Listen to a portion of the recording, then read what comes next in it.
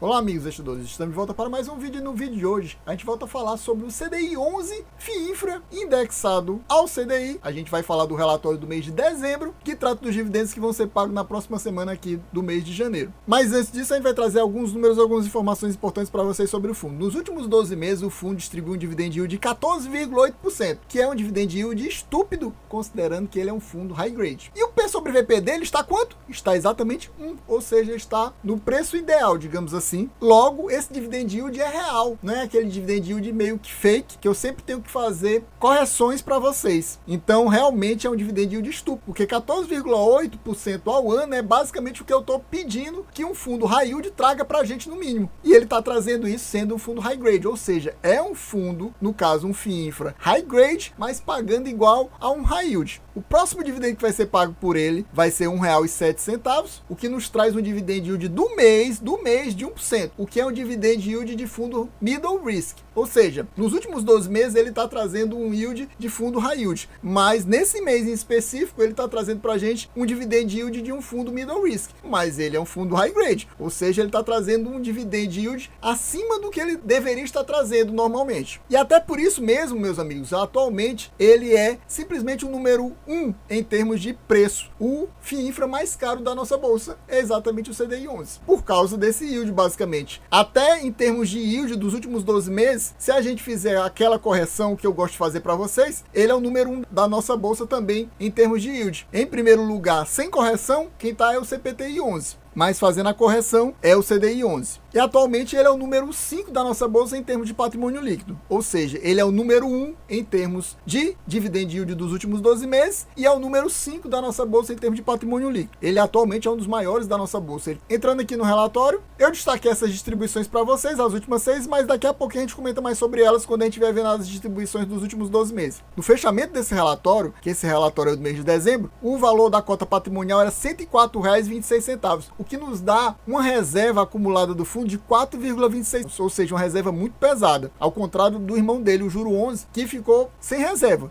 Zerou a reserva e só pagou 50 centavos. Ele aqui pagou R$ 1,07 e ainda sobrou R$ 4,26 de reserva. O carrego da carteira dele atualmente é CDI mais 0,90, ou seja, é um carrego de carteira, para mim, de fundo high grade, por isso que eu considerei um fundo high grade. Se fosse CDI até mais 2,5 seria high grade, para mim tá super high grade. O valor de mercado da cota no final do mês de dezembro era 101,43, mas atualmente está basicamente do mesmo preço do valor patrimonial. Então por isso que está o P sobre VP1, ou seja, teve uma valorização do final do mês de dezembro até hoje. Em termos de valor patrimonial, que eu acabei de falar para vocês, que era o quinto maior, é esse aí, 1,4 bilhão. Em termos de cotistas, eu acho que ele só perde atualmente para o irmão dele, o Juro 11. Se não perder só para o irmão dele, o Juro 11 está perdendo para o CPTI 11, mas no máximo para o CPTI 11, com 47 mil cotistas. Lembrando que o Juro 11 tem cerca de 84 mil cotistas, bem mais. Chegamos aqui nos comentários do gestor e a gente vê que o fundo no mês de dezembro fez 3 novas alocações, no CCR11, na Sicredi e na Aveports. São 2 debêntures e uma letra financeira na Sicredi. Isso se trata ainda da alocação da quinta oferta, que ele ainda não terminou, não concluiu, exatamente porque eles planejavam terminar dentro do mês de dezembro, mas eles resolveram adotar uma postura mais conservadora e com isso reduziram o ritmo de compras e mantiveram uma posição bem grande, uma posição bem robusta de caixa. Cerca de 30% do fundo, aproximadamente 420 milhões ainda estão em caixa para o fundo comprar debêntures ou até letras financeiras ou até outra coisa que ele fez, que foi fazer uma alocação tática em 2 FIINFRAs listados. No caso, ele fez exatamente nos mesmos 2 FIINFRAs que houve a alocação lá no Juro 11. No caso, os FIINFRAs, o IFRI 11 e o BINC 11. Nesse momento que eles fizeram a alocação, ambos os fundos estavam com cerca de 14% e 20% de desconto, ou seja, eram altos descontos que ambos tinham. Só que eles começaram a fazer essa alocação nos 2 fundos ao mesmo tempo, aí elevou o valor dessas cotas desse fundo e com isso eles deixaram de alocar mais ainda, porque já tinha passado desse valor de desconto interessante para eles e eles resolveram parar de alocar. Tanto que nos 2 fundos eles alocaram tão pouco que não chegou nem a 0,1% da alocação. Foi uma alocação bem baixa na prática. E nesse momento eu gostaria de perguntar para você, você possui o CDI 11 na sua carteira? Está pensando em colocar ele na sua carteira ou até aumentar a sua posição aproveitando que o P sobre VP custar apenas 1, aí você vai dizer, ah, mas não tá nem com desconto. Mas, meu amigo, esse fundo aqui normalmente trabalha com ágio, e normalmente é um ágio pesado, entre 5 a 10%. Então, nesse momento que ele tá com o P sobre VP1, é melhor do que, por exemplo, esperar uma nova emissão de cotas, porque na emissão é cobrado o valor patrimonial e ainda é adicionado mais uns 2-3% de taxa de emissão. Então aqui, comprando valor patrimonial, é uma boa oportunidade no final das contas. Ou ao contrário disso, você está pensando até em reduzir a sua posição, porque você está achando que ele está pagando pouco. Diga aqui nos comentários para trocar informação, trocar figurinhas. Diga quais são seus FIINFRAs, que eu direi quais são os meus. E meu amigo, se você ainda não é inscrito nesse canal, não perca mais seu tempo de forma alguma. Quer ficar bem informado, seja sobre FIINFRA, FIAGRO e fundo imobiliário? Já se inscreve agora. Já se inscreve agora. Já larga aquele likezão muito importante, deixar o like e o comentário, porque esse vídeo aqui, da outra vez que eu trouxe, deu uma quantidade baixa de views e a gente acabou de não trazendo. Então, para trazer novamente no próximo mês, você tem que largar o like, tem que comentar se você gostar do fundo, claro. Porque se você não gostar, aí é outra coisa. Não sei nem o que você tá fazendo aqui, mas se você gostar, já larga o like, já comenta pra gente conseguir bater a meta de views e trazer novamente a leitura do relatório no próximo mês. E lembrando que a gente tá com a campanha para tentar atingir 1% dos inscritos se tornarem membros do canal, ou seja, seja membro você também. Aproveitar para mandar um abraço pro CEO da Esparta, Ulisses, que se tornou membro do canal. Até ele viu como é importante manter o conteúdo do canal. Você quer que a gente mantenha o conteúdo aqui no canal? Porque tem até o final do mês de março pra gente bater essa meta de 1% dos inscritos se tornarem membros. Caso a gente não bata, a gente vai descontinuar, a gente simplesmente vai parar o canal. Você não pense que é brincadeira, que eu vou fazer isso, a não ser que a gente bata a meta. Senão a gente vai ter que encerrar as atividades do canal, porque realmente não tá compensando o valor. O YouTube via AdSense tá pagando. Com os membros, a gente consegue corrigir essa falha do valor pago pelo YouTube. Mas a gente precisa ter cerca de 50 membros até o final do mês de março para a gente conseguir bater essa meta. Isso considerando o membro mais baratinho, que é apenas R$5, é muito barato. Se você quer manter o canal em atividade, é só R$5 por mês, meus amigos. É muito pouco, não te mata e você tá investindo no seu futuro aqui com vídeos de qualidade aqui no canal Meus Investimentos. Seja membro Meus Investimentos no pacote bronze, que é o mais baratinho, que você já ajuda a gente a manter o conteúdo. Chegamos aqui nas distribuições do fundo dos últimos 12 meses e a gente já falou dessa reserva robusta que o fundo tem atualmente, R$4,26, tá bem tranquilo, ao contrário do juro 11 que está pressionado, e a gente sabe que no momento, por exemplo, agora o juro 11 está apenas com 60 centavos acima do valor patrimonial, ou seja, se ele fosse distribuir hoje, distribuiria apenas 60 centavos, enquanto isso o CDI 11 está voando com essa reserva assim gigantesca de R$4,26. A gente vê que nos últimos 12 meses, teve 2 meses que ele fez distribuições pesadas. Em março, que pagou em abril, ele pagou R$2,70 de dividendos. E em outubro, que ele pagou em novembro, R$1,70. Ou seja, nesses 2 meses aí, ele pagou cerca de R$4,40. O equivalente mais ou menos ao que ele pagaria em 4 meses. Em 2 meses ele pagou o equivalente a 4 meses. Ou seja, foram pagamentos muito fortes e até mesmo por isso que o fundo está com esse dividendo dos últimos 12 meses de quase 15%. Foi por causa dessa ajuda aí que ele teve pesado nesses 2 meses aí. Em relação ao guidance do fundo, meus amigos, ele mantém aquele guidance, que é pagar pelo menos 110% do CDI. O que eu não gosto tanto, por quê? Porque fica nessa oscilação de valores. Você vê aqui que dificilmente o fundo repete um dividendo de um mês para o outro. Ou sobe ou desce, ou sobe ou desce. Eu não gosto disso. Preferia ele fizesse aquela linearização dos pagamentos. Por exemplo, pagando cerca de 1,10 todo mês. E a tendência, meus amigos, com o aumento que teve em dezembro de 1%, é que as receitas nesse mês ou no mês que vem já venham maiores, impactando os proventos dos meses seguintes. E nesse mês de janeiro já tem a previsão de ter mais um aumento de 1% e no mês de março também. E como esse fundo é indexado ao CDI, o aumento da Selic impacta fortemente aqui. E eu creio que em breve, provavelmente nos rendimentos de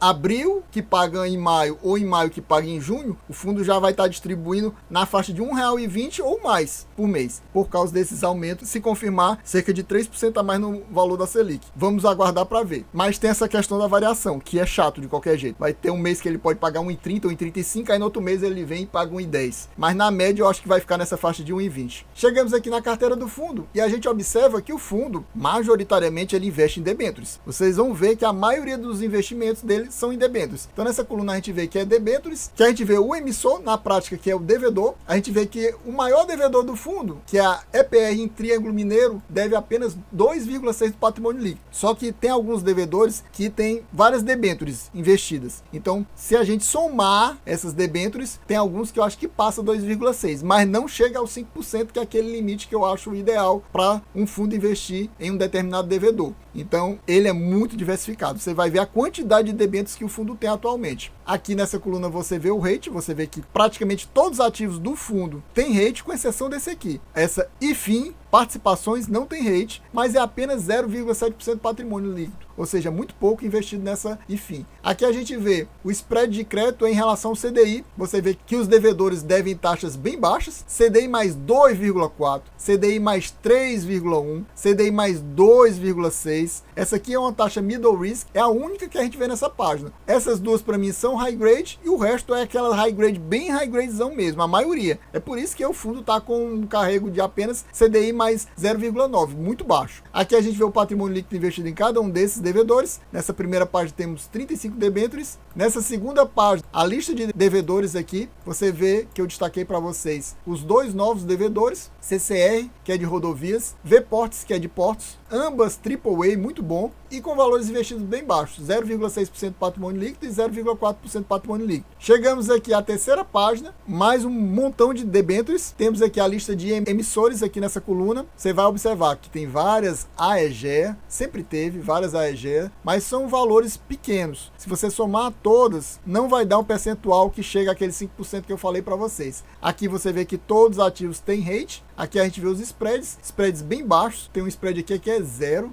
ou seja, é CDI só, é como se fosse 100% CDI. Aqui o patrimônio líquido investido, você vê que nesses últimos ativos aqui é 0,0%, ou seja, é tão pouco que não chega nem a ser 0,1% do patrimônio líquido investido. É por isso que para mim falta aquela coluna com o valor investido, para não ficar baseado só no percentual do patrimônio líquido, para a gente ter uma ideia do valor que foi realmente investido. Porque mesmo que seja pouquinho, ou seja, por exemplo, 0,04, que eles podem arredondar para zero, ainda é um valor interessante para a gente colocar, para a gente saber quanto é que o fundo está investindo. E aqui, infelizmente, não existe essa coluna com os valores investidos. E a gente nem tem como fazer essa conta, já que só tem 0%. Mas a gente sabe que ele investe, não sabe quanto é, sabe que é pouco. 0,1% do patrimônio líquido investido, aqui no caso, seria cerca de 1.400.000. Ou seja, provavelmente é algo abaixo de 700 mil, mas não deixa de ser um valor investido. E a gente não tem como saber qual é esse valor, já que aqui a gente não tem o valor preciso nessa questão do percentual do patrimônio líquido investido. Seria o ideal ter uma coluna de valor investido para a gente saber exatamente quanto é que tem investido. E chegamos aqui à última parte dos ativos. Você vê que no total são 116 debêntures. O fundo possui mais dois fundos, no caso dois FIINFRAs, que a gente já falou sobre eles, o BINC 11 e o IFRI 11, que são valores tão baixos que fica naquela questão do 0,0% que a gente não sabe quanto é que o fundo investe, já que não tem a coluna com o valor investido diretamente. Temos mais 4 letras financeiras, inclusive a da Sicredi. Aqui 3 dos ativos que eles falaram que começaram a investir esse mês, fora aqueles dois que eu já mostrei acima. Aqui a Sicredi é 0,4% patrimônio líquido investido e o fundo ainda possui em caixa cerca de 30%. Como eu falei para vocês, cerca de 420 milhões ainda a serem investidos relativos à quinta emissão do fundo. E mostrando aqui na última página as menções que a Sparta faz de quem faz vídeos sobre os ativos deles. No caso aqui do CDI 11, eles ainda mostram o meu último vídeo que foi lançado em outubro. É porque realmente tem menos gente que cobre aqui o CDI 11 ao contrário do Juro 11. No caso aqui, quem acessar o relatório e